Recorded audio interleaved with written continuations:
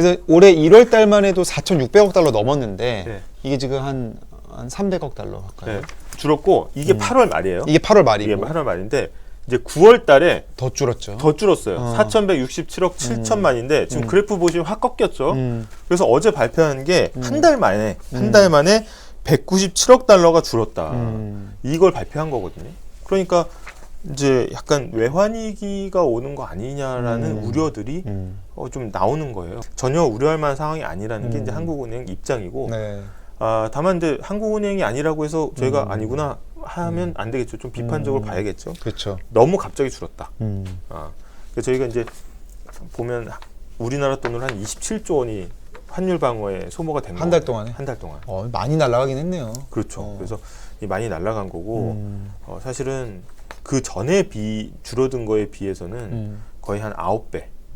그 이제 속도가 좀 빨라지고 있는 속도가 거니까. 좀 빨라지고 있다. 이게 근데 그래서 뭐 1,200원 됐다 그러면 오케이인데 이게 지금 1,400원 넘으니까 아직도. 근데 한국은행에서는 좋게 평가를 하고 있어요. 왜냐하면 이제 치솟던 어떤 추세를 꺾었다라는 거거든요. 그래서 그렇게 돼 있고, 기본적으로 이 환율이 외환위기 걱정하신 분들이 있는데 IMF 97년 당시에 우리 외환 보유가 얼마였는지 아세요? 몰라요. 30억 달러. 지금 4천이 넘는데 그때 30억 달러.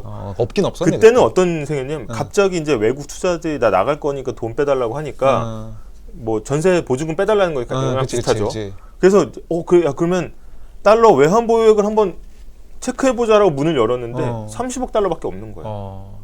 부도 났어요. 그래서 국가 부도 사태가 그 벌어진 다음에 2008년까지 이제 절치부심하면서 외환 보유액을 늘려나갑니다. 요게 또 물컵 볼 때 이렇게 보잖아요. 반 정도 있을 때 반이나 있네. 혹은 반밖에 없네. 그게 이제 시점 차이가 있잖아요. 지금 약간 걱정들이 나오는 거 뭐냐면 IMF에서 건 거 기준이 있어요. 근데 이제 한국에 적용을 해보니까 현대경제연구원에 나온 얘기는 6천억 달러가 넘어야 된다. 근데 지금 2천억 달러가 부족하다 이렇게 얘기를 했거든요. 근데 그러면서 그럼 많이 부족한 거네 이런 얘기들이 나와서 또 걱정이 되는 건데 여기에 대해서 이창용 총재가 딱 한마디 했습니다.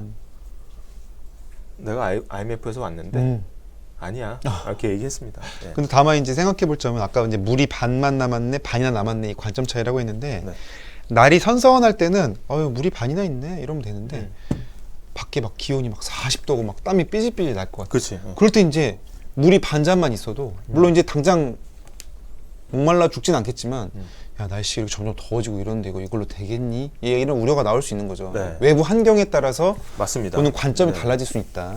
땅콩샌드님 IMF를 겪어보지 않아서 얼마나 힘들었을지 감이 안 와요 그러셨는데 그래서 그때 국가 부도가 나면서 이제 어떻게 보면 IMF가 돈을 빌려준 거죠. 빌려주면서 조건을 달죠. 여기 채권자들이 세요. 야, 너 돈 빌려주면 어떻게 할 건데? 너 앞으로 성실하게 착한 데 쓰겠습니다. 그러니까 그거 가지고 안 되잖아. 우리 개인 회생할 때도 그렇잖아요.